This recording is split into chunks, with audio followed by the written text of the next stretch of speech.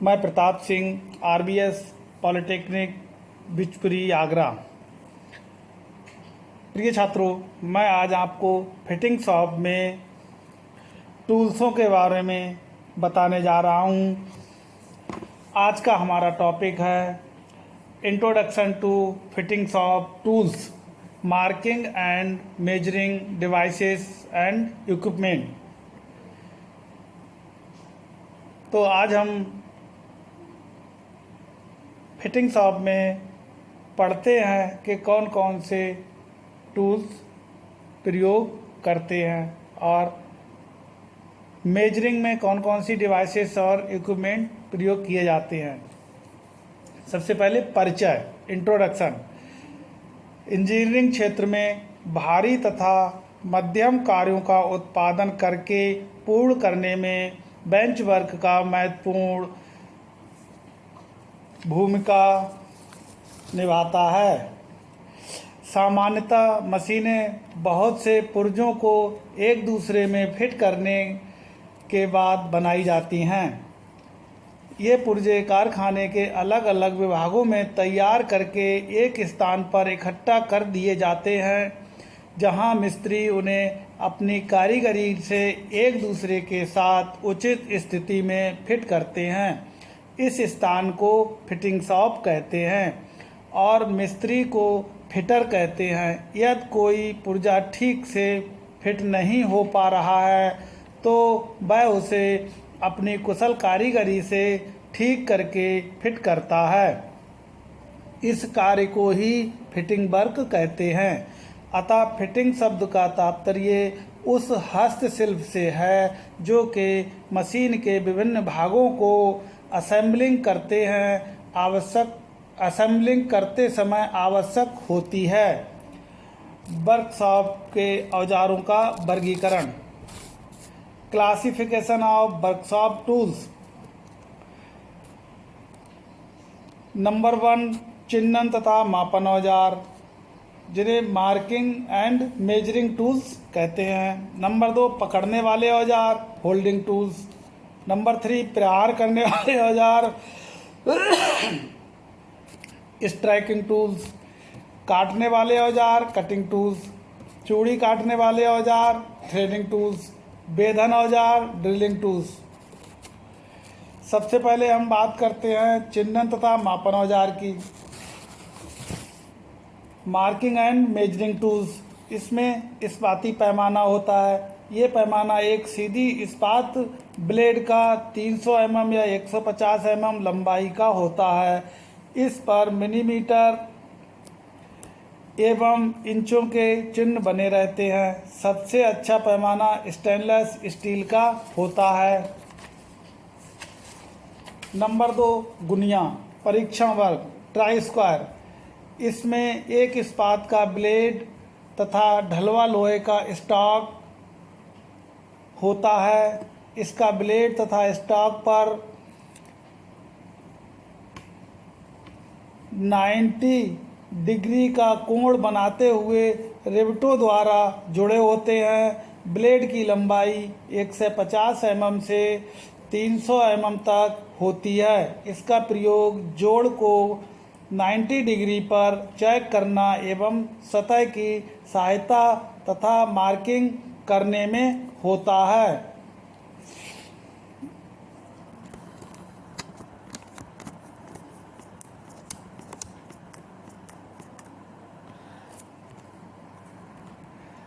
जैसा कि हम देखते हैं, ये हमारा स्टील है, स्टील का स्केल है, जिसमें ऊपर ये mm के निशान लगे हुए हैं और नीचे सेंटीमीटर की मार्किंग हो रही है।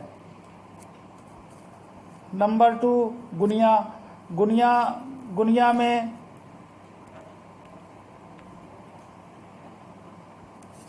गुनिया में ये हैंडल होता है जिसे हम स्टॉक कहते हैं। स्टॉक पार्ट का ये मत्था होता है जो हम निशान लगाते समय इसको जिस भी सतह पर निशान लगाते हैं उससे सटाकर रखते हैं। ये ब्लेड होता है, ब्लेड पे ये सेंटीमीटर की मार्किंग होती है और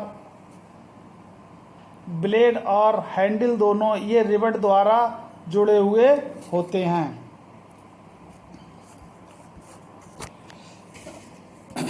अब बात करते हैं संयुक्त बेवल वर्ग, कंबाइंड बेवल स्क्वायर। इस औजार का उपयोग कोणीय मापन में होता है। इससे जॉब पर कोई भी कोण पर निशान लगाने एवं जांच करने के लिए प्रयोग किया जाता है। गुनिया और बेवल स्क्वायर में यही अंतर होता है कि गुनिया 90 डिग्री पे उसका ब्लेड फिक्स होता है और बेवल स्क्वायर को किसी भी एंगल पर, किसी भी कोण पर हम फिक्स कर सकते हैं।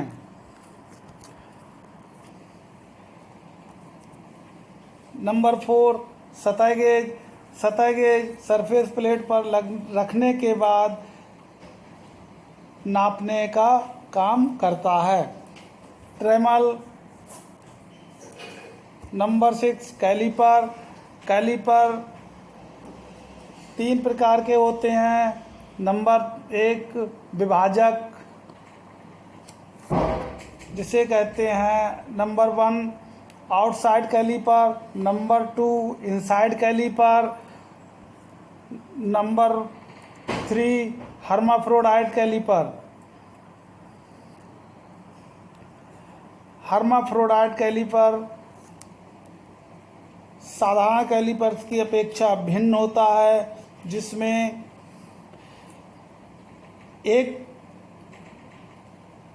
साइड इसका पॉइंट अंदर की ओर मुड़ा हुआ होता है, जिसे हर्माफ्रोडाइट कैलीपर कहते हैं। ये उसके बाद हमारी सतह प्लेट आती है, सरफेस प्लेट। सरफेस प्लेट पर ये जॉब पर चिन्ह करने, मापन यंत्रों से मापन एवं परीक्षण करने तथा जॉब सतह को चेक करने में प्रयोग होता है। पकड़ने वाले औजार, होल्डिंग टूल्स। होल्डिंग टूल्स में सबसे महत्वपूर्ण भूमिका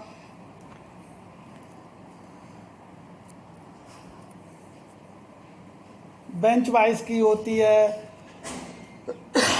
बेंच वाइस में सबसे पहले इसमें ये जो होल दिख रहे हैं, ये होल बेंच में बोल्ट द्वारा इन होलों में बोल्ट डाल करके बेंच में फिक्स कर देते हैं, जिसको आधार कहते हैं। उसके बाद इसमें एक ये लीवर होता है। ये लीवर अगर हम घुमा देंगे तो ये हमारी बेंच आगे पीछे नहीं होगी।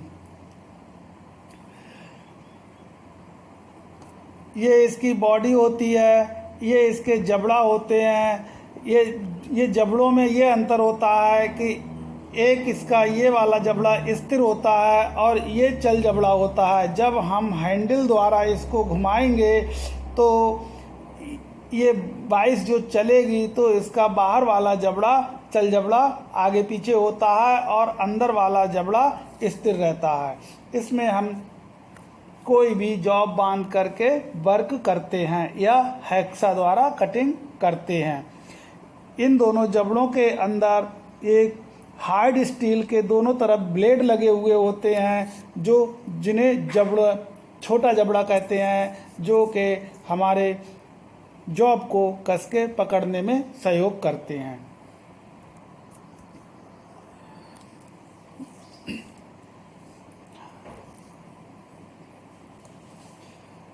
अब नंबर 3 बात करते हैं प्रहार करने वाले औजार, स्ट्राइकिंग टूल्स। इसमें सबसे अधिक प्रयोग होता है हैमर का। हैमर 3 प्रकार के होते हैं। Number 1, ball pin hammer. ये साधारण हैमर की तरह ही होता है। इसका ये मत्था होता है।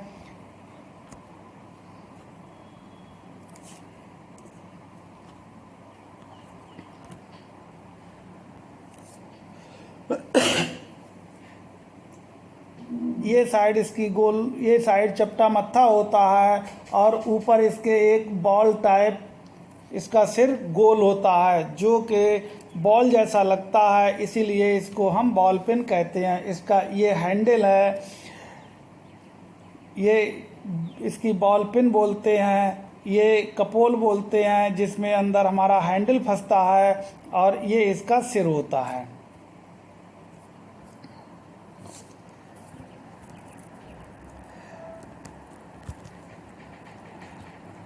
उसके बाद हमारा आता है cross pein hammer. Cross pein hammer ball pein hammer से भिन्न होता है।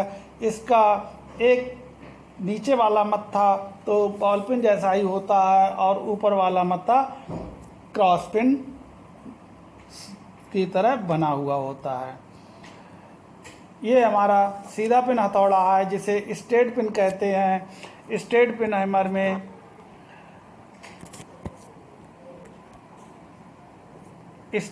हैमर में इसके मत्था नीचे वाला तो सब सेम हैमर की तरह ही होता है, और ऊपर वाला मत्था ये क्रॉस पिन से भिन्न होता है और सीधे स्ट्रेट में होता है, इसीलिए इसको स्ट्रेट पिन हैमर कहते हैं। इसके बाद हमारे आते हैं काटने वाले औजार।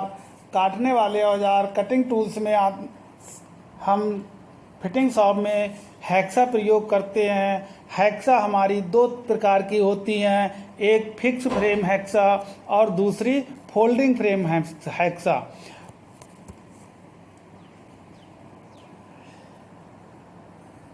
फिक्स फ्रेम हैक्सा में हमारा ब्लेड फिक्स रहता है और सेम लंबाई का लगता है, और फोल्डिंग हैक्सा में हम छोटी जगह कटिंग करने के लिए उसे छोटा कर लेते हैं और छोटा ब्लेड लगा लेते हैं।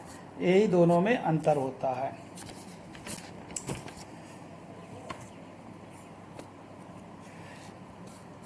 इसके बाद हमारी छेनियाँ आती हैं।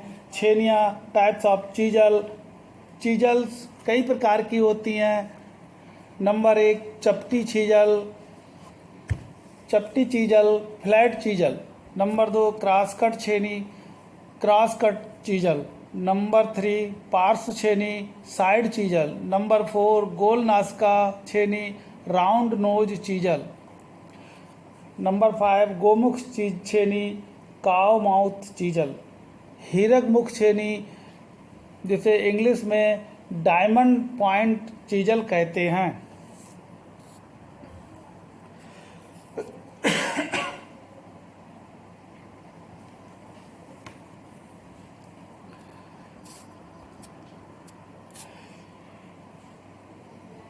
इसके बाद कटिंग टूल्स में हमारी रेतियाँ आती हैं, जिन्हें फाइल्स कहते हैं। रेतियाँ निम्न प्रकार की होती हैं।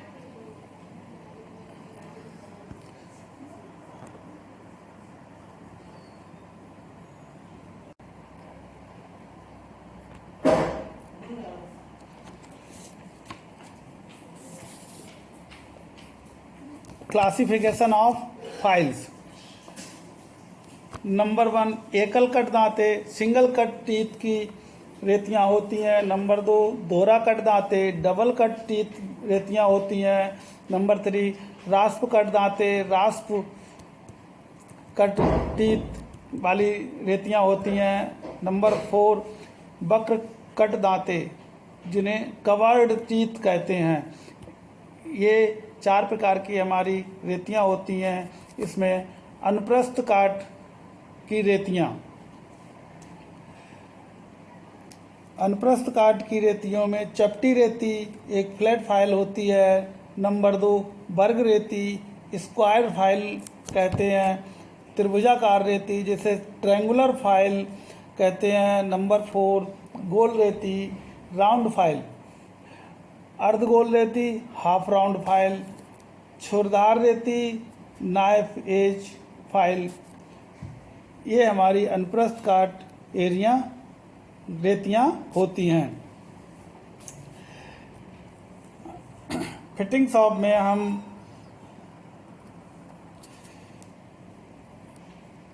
होल करने के लिए किसी भी प्लेट में पहले बरमे द्वारा ड्रिल करेंगे, और ड्रिल करने के बाद जो होल होगा उसमें हम बर्मा से टैप से चूड़ियाँ डालते हैं। और होल करने के लिए हम बर्मे का प्रयोग करते हैं। बर्मे कई प्रकार के होते हैं। नंबर 1 चपटा बर्मा, नंबर 2 नालीदार बर्मा जिसे बिट कहते हैं, नंबर 3 तेल छिद्र बर्मा, ऑयल होल ड्रिल जिसे ऑयल होल ड्रिल कहते हैं। इसको किसी भी लोहे पर या फ्लैट आयरन में हम होल करेंगे तो होल करते समय हमें इसके ऊपर पॉइंट पर ऑयल डालना पड़ेगा जिससे कि इसकी धार गर्म ना होने पाए, तभी ये कटिंग करेगा। अगर हम ऑयल नहीं डालेंगे तो ये हमारे पार्ट में ड्रिल नहीं कर पाएगा।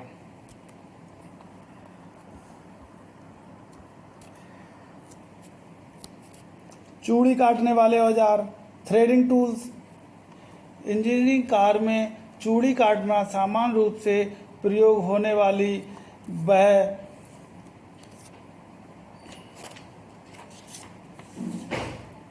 क्रिया है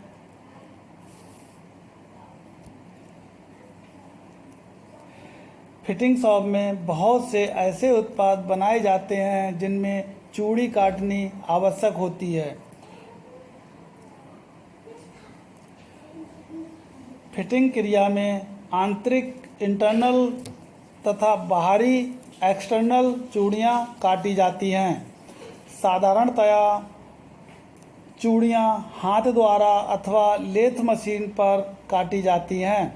हाथ से चूड़ी काटने की क्रिया के लिए अलग अलग औजारों की आवश्यकता होती है और ये औजार इस प्रकार हैं।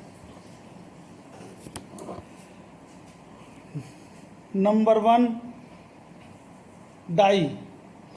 डाई से हम बाहर साइड वाली चूड़ियाँ काटते हैं। जैसे हमें बोल्ट बनाना है, फिटिंग शॉप में बोल्ट बनाना है तो रॉड पर हम डाई द्वारा चूड़ी काटेंगे। और हमें नट बनाना है तो नट में हम पहले ड्रिल करेंगे और ड्रिल करने के बाद टैप द्वारा उसमें चूड़ी बनाएंगे, तब हमारा बोल्ट तैयार होगा। तो आंतरिक चूड़ी, इंटरनल चूड़ी हम टैप द्वारा बनाते हैं और बाहरी चूड़ी, एक्सटर्नल चूड़ी डाई द्वारा बनाते हैं। इसके अलावा लेथ मशीन पर हम